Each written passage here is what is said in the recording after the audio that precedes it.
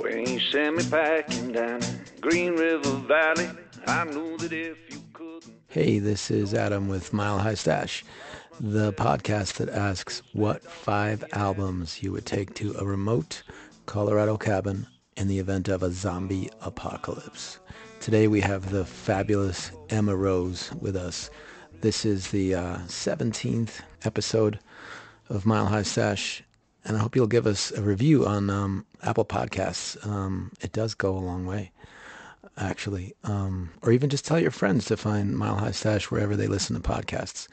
Send me an email too. The email is milehighstash@gmail.com. You can send me questions, complaints, or even if you have like a suggestion for a guest. I always appreciate that. Anyway, the fabulous Emma Rose. She spent most of her life in Colorado, and those roots have recently turned into some beautiful branches with the bluegrass supergroup Big Richard and her own project, Sound of Honey. Emma's debut album as Sound of Honey is called Dozens of Colors, and it drops this week. The release shows are Friday, February 24th at the Coast in Fort Collins, and Saturday, February 25th at the Chautauqua Community House in Boulder. At some point in our chat, Emma and I spontaneously got to talking about the beloved Jamestown Mercantile, which coincidentally is one of the generous sponsors of this Smile High Stash episode. If you, for some reason, haven't gone up to Jamestown, whether on a bike or in a car or hiking, I don't know. You haven't really experienced heaven. The Merc has such wonderful food and people. There really aren't adjectives to describe. I do have some adjectives to describe 105.5, the Colorado Sound, which you can listen to on your bike or in a car or on a hike. Wonderful, unique, diverse. I love the DJs on the Colorado Sound and the fact that they really play whatever they want, and it's always great. Hopefully you'll be hearing Sound of Honey on the Colorado Sound very soon. Emma Rose. Here's our chat, but first some words from Wood Songs in Boulder. I've taken my kid to Wood Songs for things like clarinet reeds and sheet music, and just about everyone I know has had a guitar set up at Wood Songs. We'll see you on the other side. Devil below and God above.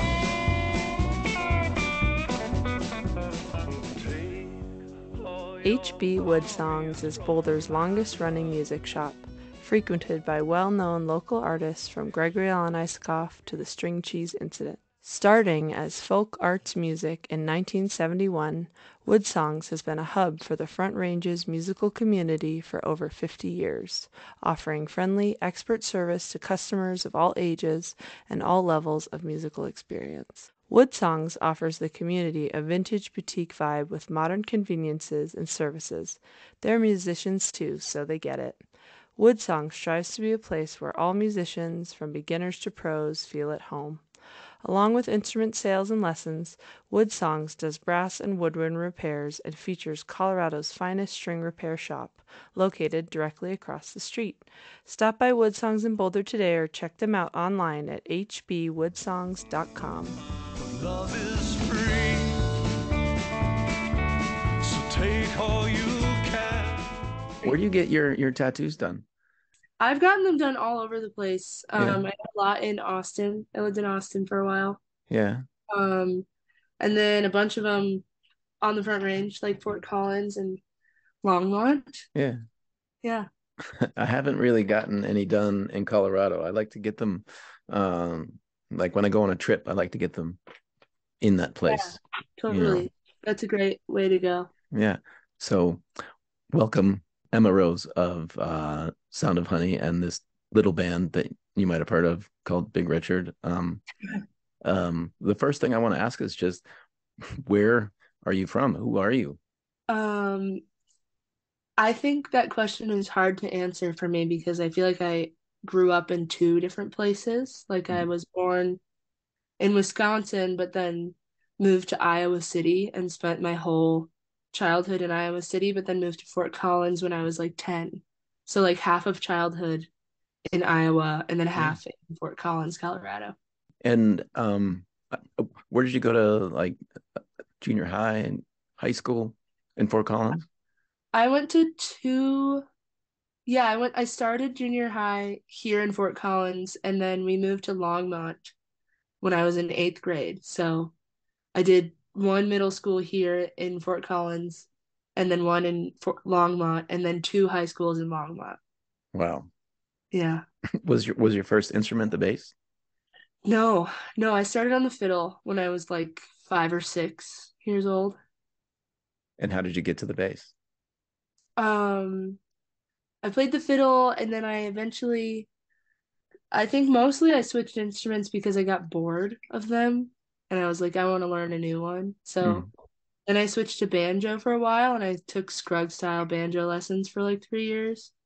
Um, but I was getting really bullied at school in middle school because girls are just mean in middle school. Mhm. And I like none of them knew that I played the banjo yet, but I was still getting bullied and I was like, Jeez. if they figure out that I play the banjo too, on top of that, like I'm gonna get bullied even more. Like there's no way I can do this. So I quit the banjo, which I regret. I regret that one a lot. Um, and then I joined orchestra and started playing cello. Mhm. Um, and I played that for like the first half of sixth grade, and then the bass player moved away, and we only had one bass player in the orchestra. And I was feeling bored of the cello. And the orchestra teacher was like, well, you could try the bass. And I was like, okay, I'll try it. And I remember like playing the first note I ever played on it. It was just like, this is so big. You Mhm. know, as like a sixth grader, I was like blown away by the power I felt in the note, you know? Yeah. And for a long time, I was the only bass player in the orchestra. So I felt like I really loved kind of having control over that sound in such a big ensemble. What was it like lugging that thing around? I think for a while I would complain about it because I was tiny. Well, I wasn't a small kid actually. I think I've been the same size that I am now since I was like 10 or Mhm. 12. It was awkward times back then. But I think I complained about it plenty, but then I was like, man, I can't keep complaining about this because I have to do it forever. And I remember actually like in my adult years, I started playing with drummers. And I was like, okay, this isn't so bad carrying the bass in, Mhm. versus carrying in like a bunch of drumming equipment. Yeah.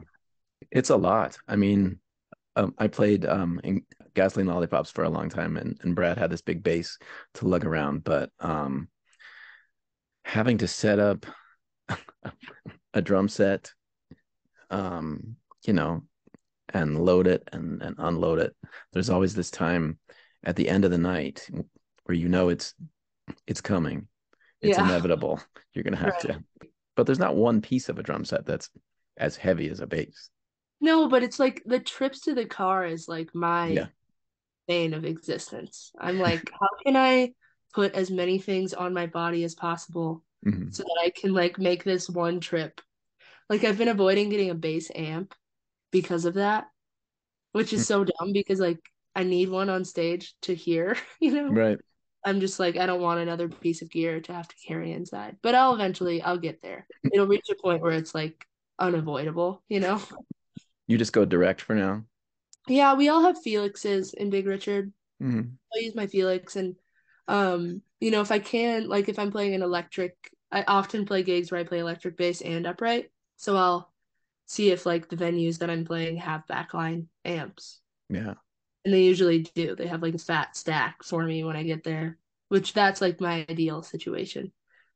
But the Felix does really well of like, you know, getting everything through. Yeah. So fiddle and then banjo and then bass in the orchestra. And then Did you have your first experiences in rock bands and things like that when you were in high school, or was it after? You know, I think I was in a rock band in eighth grade called Forever to Nowhere. Oh, that's not bad. When it comes to eighth grade band names, that's not It's that bad. so it's very like deep for us, Mhm. 12-year-olds. But I was like the lead singer in that, and I didn't really, yeah, that was it, and we just played all like classic rock covers, which was really Sweet. fun. Um, but I think that when I was 16 years old, I met this group of people at Pagosa Bluegrass Festival. Um, and I kind of grew up going to the festival with them, and they all like played these really like cool, heartfelt folk songs, like songwriter shit that like I had never heard before, Mhm. really. And my dad is Mike Finders of Finders and Youngberg. Do you know Is that that a band? bluegrass band? Yeah, yeah. I He's have an amazing. no background in that whatsoever. So, Wow, yeah. mm-mm, mm-mm. FY5 is what they call themselves now. Um, but he's an amazing songwriter, so I grew up like obviously knowing what songwriting was, Mm. but always in kind of the Americana folk bluegrass range. And, it was when I was 16 that I was introduced to like The Head and the Heart and Gregory Alan Isakov Mm. and, you know, the kind of like I don't want to say darker, but like more like pull at your heartstrings, kind of like Mm. sing around a campfire. Um, and that was like the first summer that I smoked weed. It was the summer I realized I was like partially into women. It was Mm. like this coming of age moment. And in that moment, I realized that like I really enjoyed songwriting and I was very curious about it. And so I started to learn guitar. So I taught myself guitar. And then um, I just started writing songs. And that was something that was just always like sidelined to being in choir and orchestra because I was in school. So I was mostly like playing bass in the orchestras and singing in choir. What happened after high school? I moved to Austin, Texas, 10 days after I graduated, For school or just to play music? just to play music. I was enrolled at CU Denver. I was like planning to go there to study jazz bass and music business. Um, and I like had my like living situation lined up, like I was fully enrolled, gonna go to that school. And then I started seeing a man who was 25 at the time and lived in Austin. And I went and visited him for a week my senior year of high school during South by Southwest. And I was like, I could just like come out here and do this without going into debt. Like Yeah. I'm gonna do that instead. What did your parents think?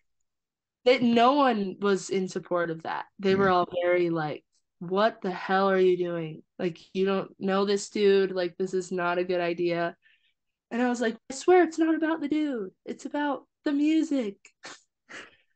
And I think, I've always kind of followed my heart and followed the loves of my life to find myself where I am. And, we broke up like 6 months after I got there, but I ended up meeting a really beautiful scene of bluegrass pickers in Austin. And at that point I had like what's the word? I'd given up on I was just like fuck bluegrass. I'm not playing bluegrass anymore. Like this is cuz I grew up doing it. My parents like had me doing it as a kid. Um so I was planning on just like working on my solo stuff at that point, but then I met all these new people. None of them knew who my parents were. They were all like young and hot and had tattoos and like knew a fuck ton about traditional bluegrass. Also, I'm cussing a lot. Is that okay on a Sure, podcast? go for it. Okay. Um, and I was like, I can play bass. Like, and so I started kind of hanging out with these people, and I was like, I got my ass handed to me a lot musically in that time. Because the bluegrass down there is super traditional. And at that time I was like playing the bass, bluegrass, and singing, but my tempo was all fucked. And like, I just had a lot of hard lessons in that time musically and learned a lot about playing bluegrass. It's good to be Um, humbled sometimes. totally, totally. Mhm. Um, yeah. And at the same time that I was doing that, I found a really beautiful community of songwriters in Austin at the Cactus Cafe, really cool historical venue there. But they had an open mic. I can't remember if it was on Mondays or Wednesdays, but one of those days.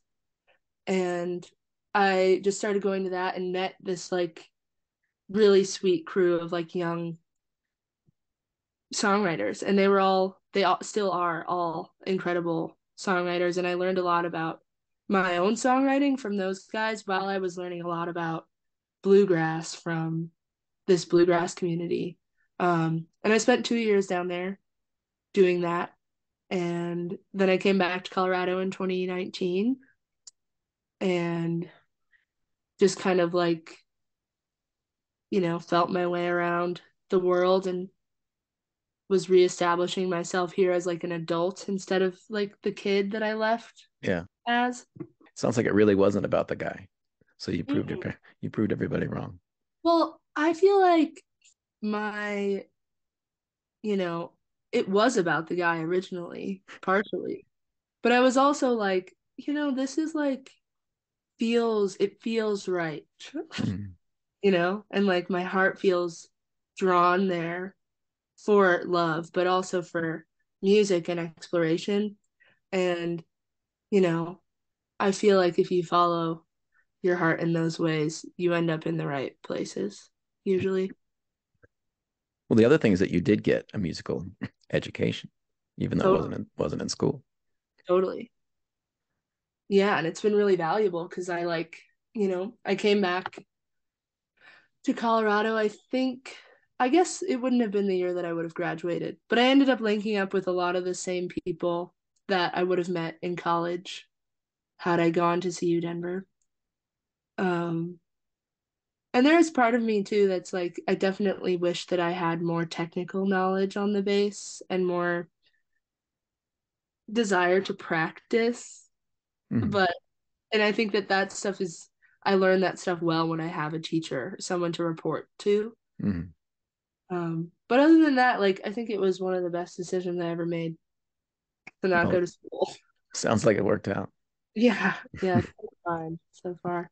One of the things that I wanted to ask you is whether you were the one member of Big Richard who kind of didn't have this background in bluegrass, but I was completely wrong. But Yeah, it sounds like you do have also a background in the singer songwriter stuff, and you're the member of Big Richard whose solo stuff I most hear, someone like Feist or like an indie pop, type thing in. yeah. And this project, Sound of Honey, um, what's the scoop on the album? And is this your first solo album? Yeah. Um, Sound of Honey is the, working. I don't want to say it's the final because it's going to change forever, but it's like where my original music is at right now is Mm. Sound of Honey. And I have a band, so I play the guitar in that band and I write all the songs. And then I have a drummer named Tobias Bank. He's an I love amazing, Tobias. He's a buddy of mine. he's the Yeah, best ever. yeah. Um, and then my bass player's name is Will Kipper, and he plays in Sturts. They're like a really sweet Mm. folk band. But both of those guys have been with me like since I kind of decided to start making a record with Sound of Honey, which at the time I was just calling it like Emma Rose original music, and it kind of came from like the 2020 weirdness. Like it was the summer of 2020 that I was like, well, I like have never recorded a single song I've written. I really want to do that. How do I make that happen? And so I hit up Charlie Rose because he has a beautiful studio in Mayans and has been a friend of mine for a long time. And he was stoked about music and wanted to like cut me a deal because I'm broke. I was just like, how do I make this happen like as cheaply as possible? And he gave me an amazing, yeah, deal. And we stayed there for a week and we recorded 7 songs, which they were just like the 7 that I could pick that I felt like would be cool. And at the time of making the record, Tobias and Will had not yet played together. Tobias and I had played together a couple times, but the record itself is really raw, like raw feeling now because it's been like 2.5 years since we made it. Yeah. And we've played together so much since then. But when we came together to make the record, we were like, hey, nice to see you, nice to meet you. Like, here are the songs, here's the chart. Like, will you play it? You know? So I think, it is our first record that we're putting out. But it was recorded so long ago. Yeah. It doesn't feel like it's new. It's not like a new record, but it is to other people's ears. But I think it's a really cool snapshot of time from like how we started, like what it felt like the moment we started playing music together. The one song, August, has been a staple in our house for Oh, yeah, for a few months now. And I was wondering when we can hear the rest. wow. Yeah. That's really sweet. It's a great song. Thank you. Um, I'm putting out the EP on the 23rd of February. I just decided to put it out on the 23rd because we have a show the 24th and the 25th. And I am horrible at organizing things. So I was like, well, we already have a show. I'll just put it out before that. And Yeah. we can kind of treat that as like the release party or Oh, something. sweet. Yeah.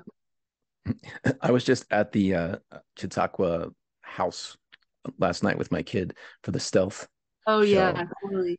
And it's a really special place because it's so tiny and so old. And Yeah. have you played there before? I haven't yet. I've been to a show there. My friend Alex opened that show last night. Oh yeah. She's really great. Um, yeah, I haven't played there yet, but I'm super stoked. Patrick reached out and asked me to do it, and I was like very happy because his music is amazing. Um, so hopefully we can get people out to it. I think so far we're doing pretty well. So How was yeah. your show at the Merc with Daniel? It was really great. I lived in Jamestown for a while Oh yeah. when I was in high school. My senior year, I lived up there for like the second half of my senior year. Uh, and I just like grew really close to all of those people, and the community there is like really special to me. Um, You probably know the Farmer Sisters and Rainbow and all totally. the great Jamestown people. Yep. And Um, all those people saw me through a really rough time of my life. Like I had like an overdose oh when I was no. 18, and I was living up there at that time, and it was not like a low of my life, like I've been lower than I was. Like it was just more of a reckless party doing hard drugs, which I don't fuck with at all anymore That's because good. of that, which I'm grateful for. Like that's why I can talk about it openly. I feel like it was a really beautiful experience ultimately. Um, but all that community like watched me go through that and like held me through it. And my dad was like, you can't live up there anymore. And I was like, it's not Jamestown that's the problem. Like, I need to stay up in Jamestown. And so they were just all super supportive of that. And it's been really beautiful to come back.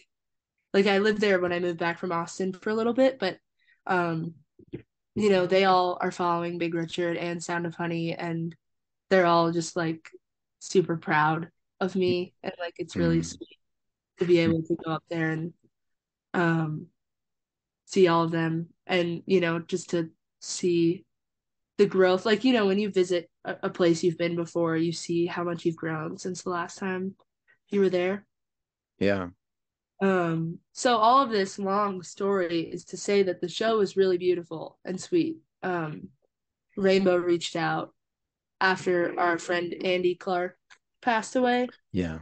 Yeah. Um, I worked at Moxie for a while in Lions, and he's a good buddy of mine. Um, but she was like, "Can you please come up and play? Like, we need the healing in Jamestown." And Daniel and I do a lot of shows together. It's just like kind of a dynamic duo situation. Like we're best friends and we love singing together, and I love opening for him. It's just like Mhm. super fun. So we lined that show up and then everyone showed up. We sold it out before we even posted about it. Like Rainbow posted about it for one day and then like the next day it was sold out. No. It was just really cozy and sweet and loving. Next Friday, the 24th, same night as your show. Unfortunately, I'm going to be playing at the Merc with Clay Oh, Rose, and I just love it up there. It's like Cheers. It's like where everybody knows your name. totally. And I have such vivid memories of my first time playing Jamestown Mercantile with Gasoline Lollipops many, many years ago. There was a snowstorm, and we were leaving from Boulder. It was a blizzard, Uh, and Clay drove me up, and I didn't think we could make it there. And I said to him, "Who's going to be at the show?" And he was like, "Well, Jamestown will be at the show." And it was literally the entire town is at the show, totally. you know. Yeah. And I don't know how many places a community like that exists anywhere. Yeah. It's really special. And if you drove through, you would never really know. If Right, you're like a tourist, like you drive through, you see the Merc, you're like, oh, that's cute, but who even comes up here? But right. it's just every house is full of a magical person, and everyone's there to like support each other and show up for music. It's Yeah. really sweet. This episode of Mile High Stash is brought to you in part by the historic Jamestown Mercantile. From the gourmet brunch menu, wood-fired pizza nights, and ever-changing dinner specials, the food at the Merc is always worth the beautiful Canyon Drive. More than a fantastic restaurant, the Merc is also Jamestown's community meeting place, a mountain hangout, a stop for cyclists and tourists, and a great place to see live music. Head to jamestownmercantile.com for more info.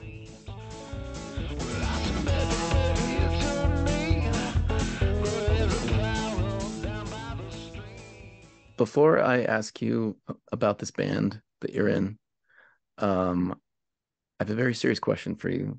Um, there are all these roses around. There's Dango Rose, there's Clay Rose, there's Charlie Emma, Rose. yeah, Charlie Rose, He's and then also an Elephant Revival.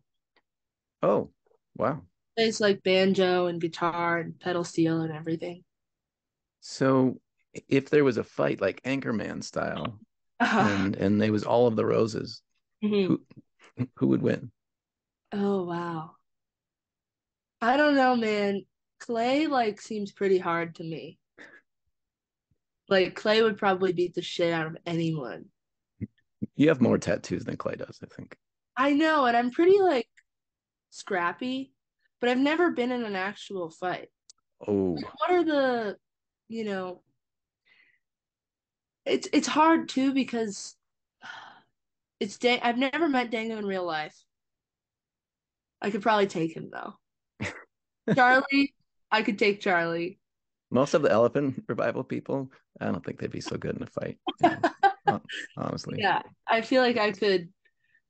It would be like a really intense argument. Like I feel like we wouldn't even get to fighting. It would just be like, but if we are hypothetically in a fight, um, I don't know. I feel like Clay would just, and it's hard. Like as a woman, I can say energetically, I could fight any of these men, right? Mhm. But physically, there's a disadvantage sometimes, and I am pretty jacked, Yeah, I can tell. Yeah. but I'm like smaller and like I don't know. Like I've got a lot of weapons in my purse That at would all help. times. Yeah. I could never fight. I don't know. Like we all love each other so much. Like Charlie and Clay are like two of my really soul bonded friends, you know? I've never met Dango, but I'm sure he's great. My opinion, if I was betting on this and it was, sports betting, DraftKings or something, is that Clay could take out anybody from Elephant Revival. That'd be fine. Yeah. He would never hit a girl. And so you No. would just win by a TKO or whatever they call it. Yeah, but Technical. I don't feel like I could ever hit Clay. And I could never hit Charlie.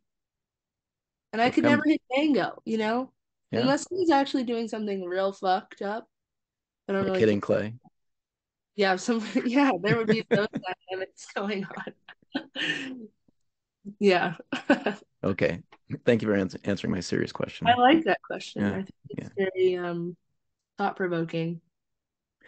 So this band that you're in, Big Richard, there was a festival that was booked, and Bonnie says that the festival realized that there were no female acts, and so they asked somebody to put a band together, Uh-huh. which was Eve actually who put the band together. Yeah, and it kind of. There's a part of the story that doesn't get told very often because Okay, it's too complicated, let's really. hear it. Like when there's someone asking that question, how did the band get together? I just feel like it's important to add this, and it's probably my own ego that needs to add it, but I do want credit where credit is due. Okay, Um, in 2019, when I moved back to Colorado, I had a dream. I was like, I want to create the best female band to ever happen. And I was like thinking about that and I was talking about it and I was like, who would be in the band if said band existed?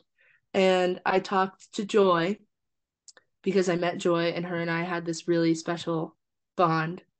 And I was like, you would totally be in the band, but how would that work with a guitar? And she was like, well, cello doesn't really work with a guitar. Like you can't have a guitar because they're in the same um they cancel sonic. each other out. Yeah. Yeah. So I was like, okay, cool. So no guitar. So it'd be me on bass, Joy on cello. And then I was hanging out with Bonnie a lot at that time too. And keep in mind, this is 2019, like long, long ago. And I was like, okay, Bonnie, you on mandolin, Joy on cello, me on bass. And this all just like unfolded over time. And then eventually I talked to Eve about it. And I was like, you on fiddle. Like that would be like the best lady bluegrass band, us four.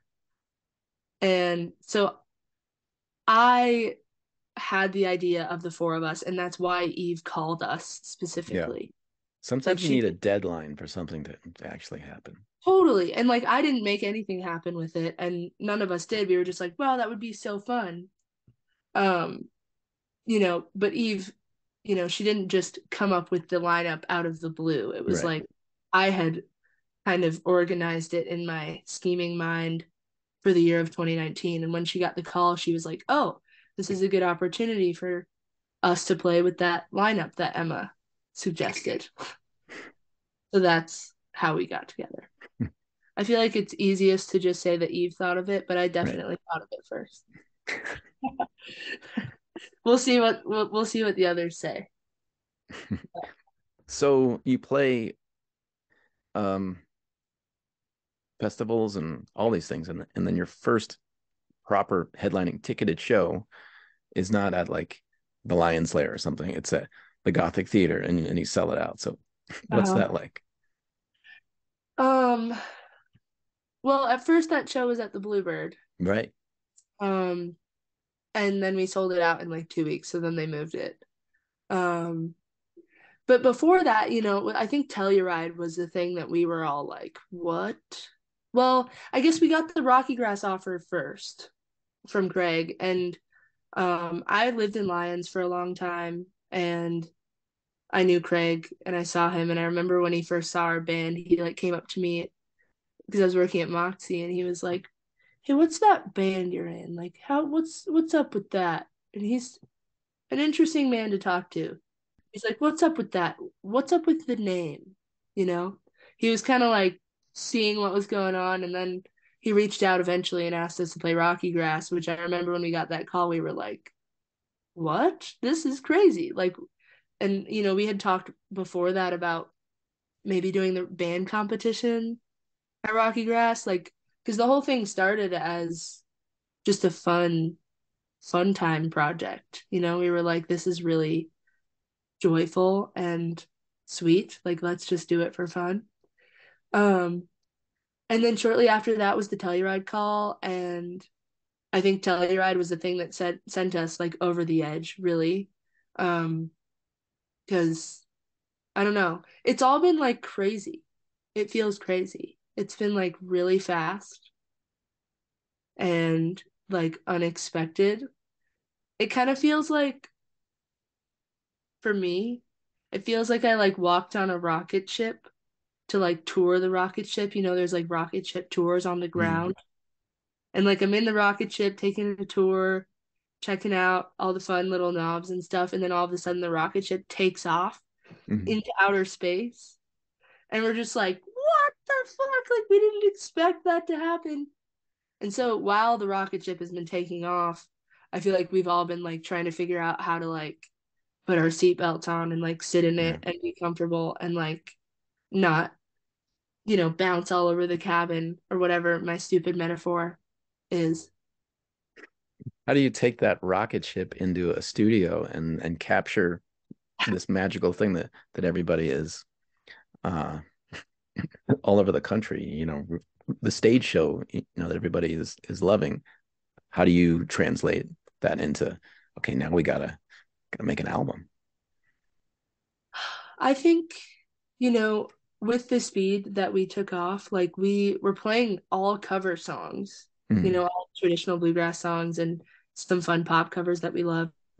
So I think the hardest part has been like the pressure to write original songs like really fast. Like it's like write original songs because you're recording your album in April and you need to have original music. So we're kind of like trying to figure out what our sound is as a band as we write together. And you all we right. yeah, we all write for sure. Um it's just like we all have very different styles. I think Joy and Bonnie are really cohesive in their vibes and the things that they like and the way that they write. Um, and I personally have a very hard time writing for that kind of music. Like I don't naturally go there. Hmm. So it's been a really big challenge for me to be like, okay, if I want to be on the album, I need to come up with some fucking songs that Big Richard can do. And I'm kind of like, I don't know what I want. I don't know how to do that. So that's been the biggest part for me. But, we have a producer lined up and he's really into like live recordings.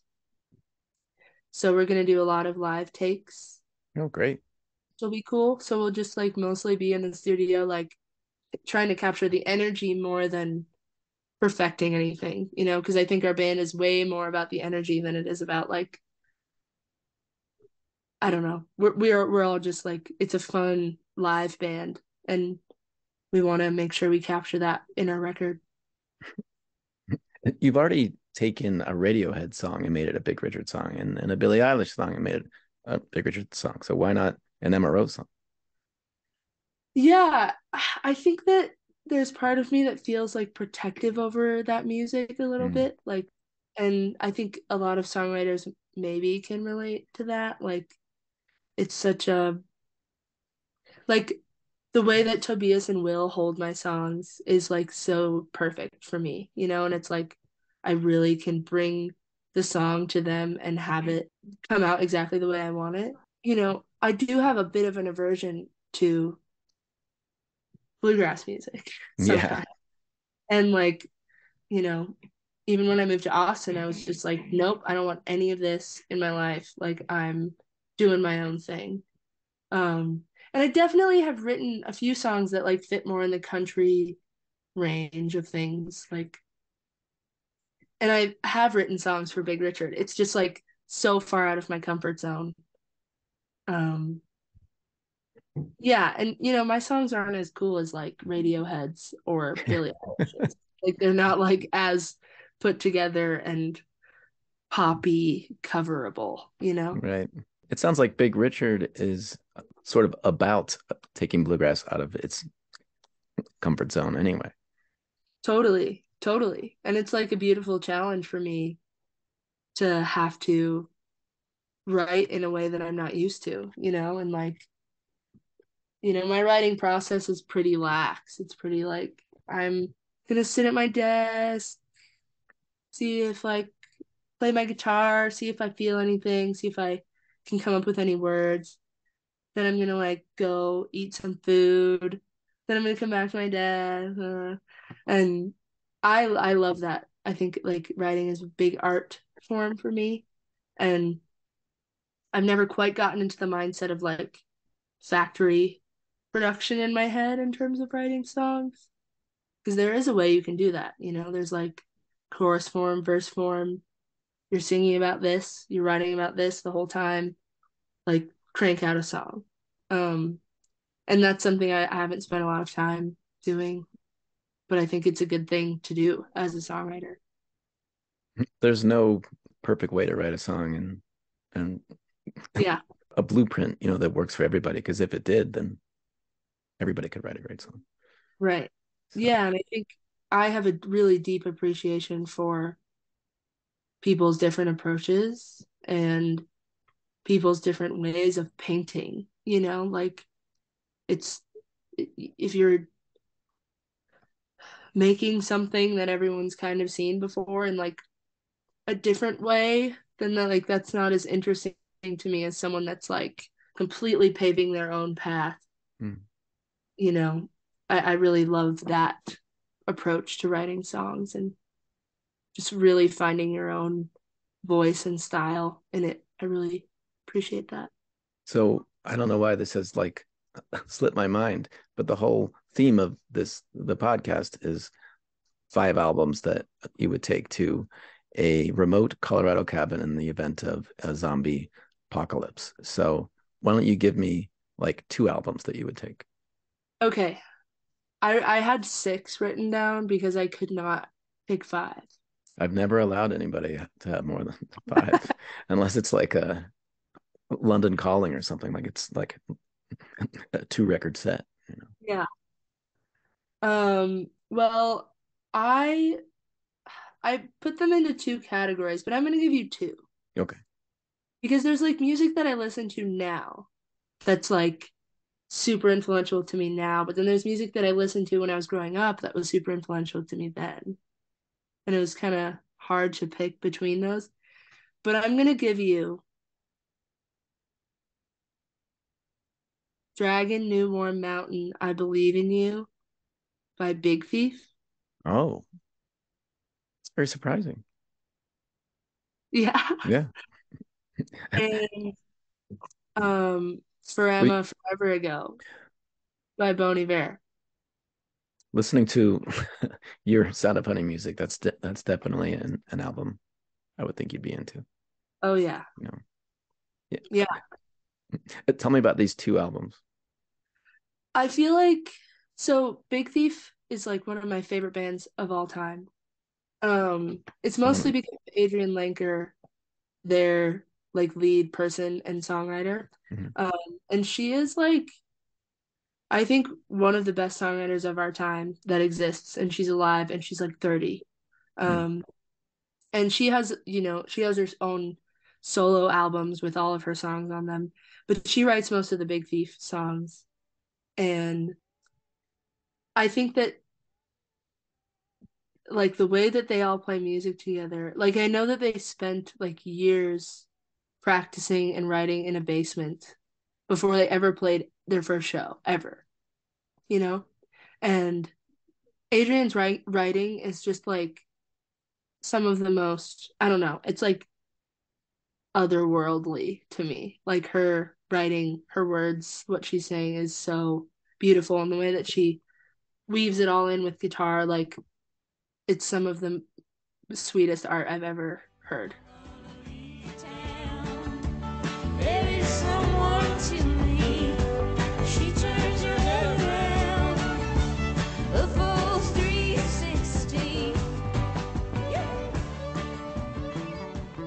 Big Thief, the band, the way that they play music together is extremely experimental and like a lot of give and take between everyone. Um, so much listening and so much like just art. Like everyone's kind of splattering their art all over the place, but not like over top of each other. Like they're giving room for each other. And it's so different, like from anything I've ever heard in my life. And the album Dragon, New Warm Mountain, I Believe in You is like 20 songs long, super Mhm. long album. And I feel like it really encapsulates a bunch of different corners of their sound. And there are a couple songs on there that Adrian does solo, which that's why I picked the album instead of picking one of her solo records. Mhm. Like you still get to hear that raw, like vulnerable side of her in those songs, but then there's some that are just so like old school, like super phasery guitar, tone and like crazy drum sounds. It's just so good, the whole album. And it's a journey. Like all the songs are so different, but they're all like the words. I'm a big words person. Mhm. And Adrian's words are like some of the best words I've ever listened to. And then the other album that you chose is sounds like the opposite of this. It's like one dude in the woods making an album by himself. Uh-huh. Yeah. And most of his words, like I still don't really get what he's saying, you know? Mm. And that's part of why I love his music so much. For a little soul we will never eat. My, my, my, my, my, my, my. Um, I guess with both of these artists, like there's kind of like none of them care about being famous. Mm. None of them care about like that part of music. Like they're making music because they like need to make music, and it's like their soul like puking out of their body, Mm. and it's this beautiful display of art. And it's not at all for like the masses. It's not for anybody other than like themselves, you know? Yeah. I think that lack of like, what's the word? Pretense.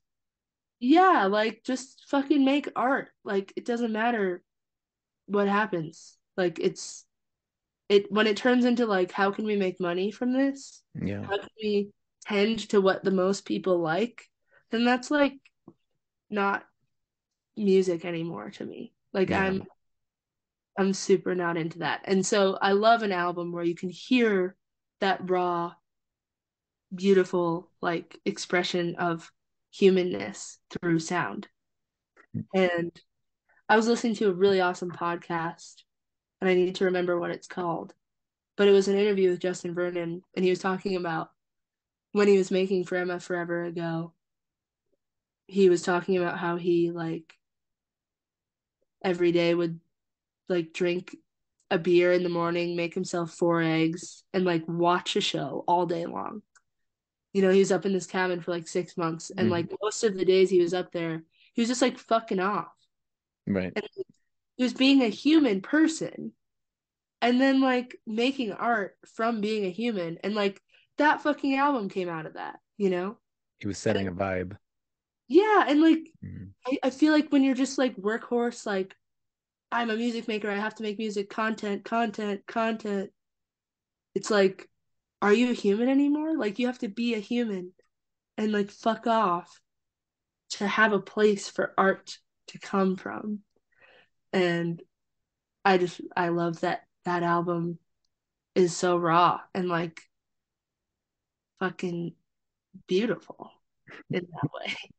One of the things that is obviously, to me at least, so appealing about Big Richard is what Bonnie has told me about how in bluegrass, people are trying so hard to do what everybody expects of them and prove that they can play Shady Grove and all these songs you're supposed to play and even dress in the way you're supposed to. Totally. Do you have that same uh fuck you bluegrass scene attitude that I don't know. I don't think I've ever felt invested in the bluegrass scene enough to like say fuck you to it. Mhm. I'm not like I don't like I'm not that's not like my end goal, Right. which is scary to say because I do it and I am successful at it. Mhm. But like I'm not there to be in the bluegrass scene and to be a bluegrass player. Like I don't really want to do that with my life, but I love it and I think it's really fun. And I think it's a Yeah. really fun way to connect with other people.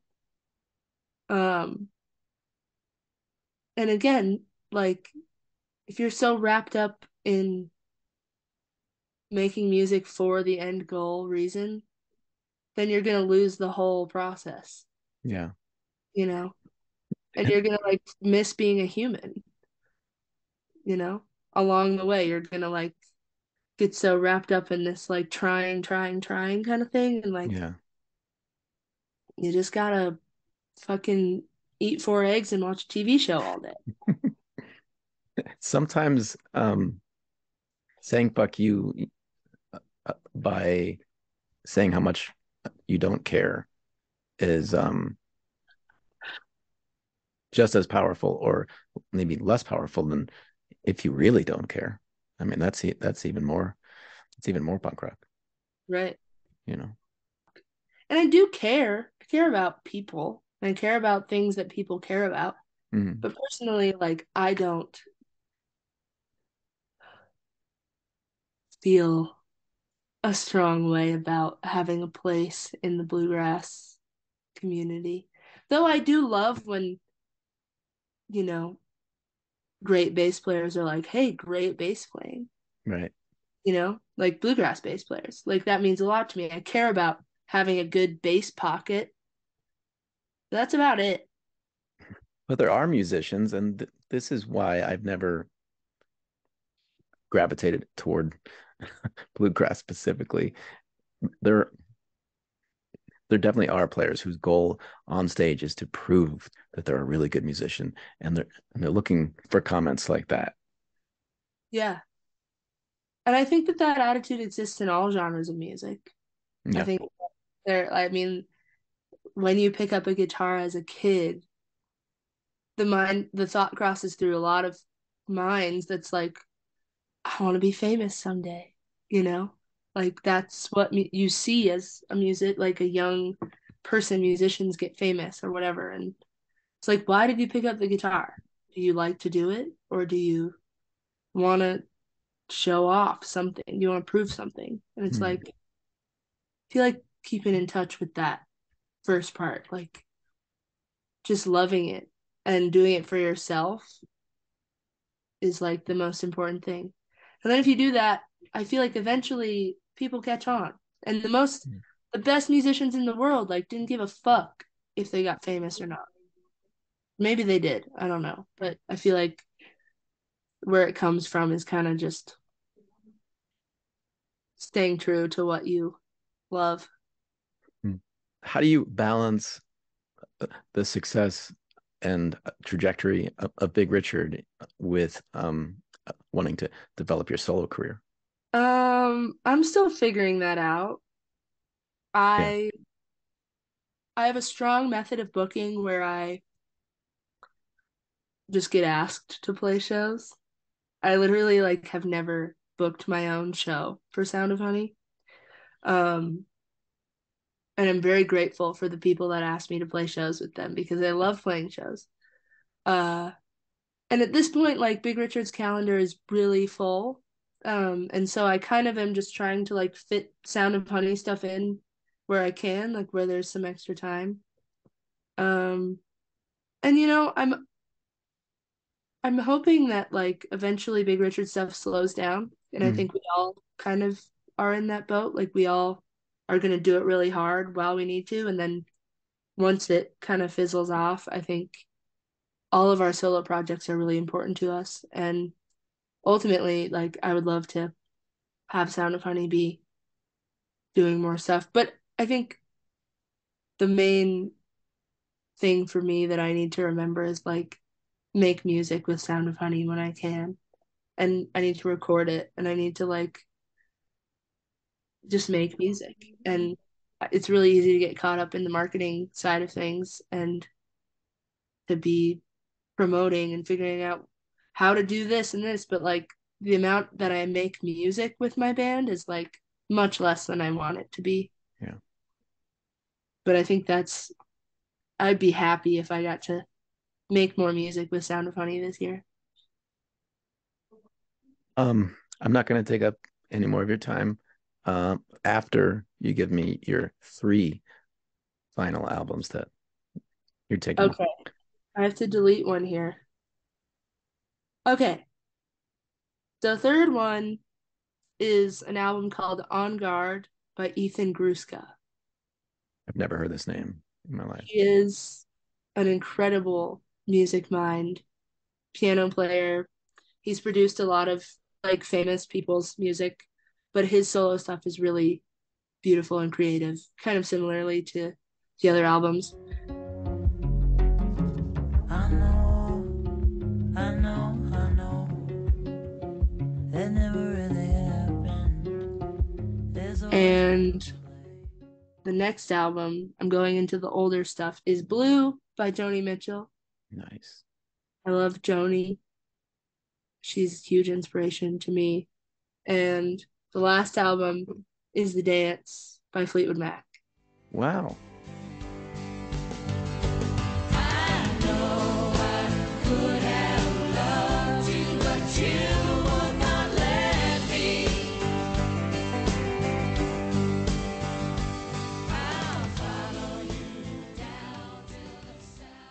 I mean, that's if somebody was going to say their favorite Fleetwood Mac record, it's usually not that. Yeah, that's mine. It's Why? all live at Warner Brothers Studios. It's like the best. There Yeah. is a playlist for this podcast on Spotify, and we always put at least one song from everybody's choice. So we'll Okay. put something from, and it's an education for me too, because a couple of these albums I haven't heard. Yeah, totally. You should listen to them. I will for sure. I wanted to ask you one last thing that I asked Bonnie too, and see what you say. Is Big Richard the Spice Girls of bluegrass or the Powerpuff Girls of bluegrass?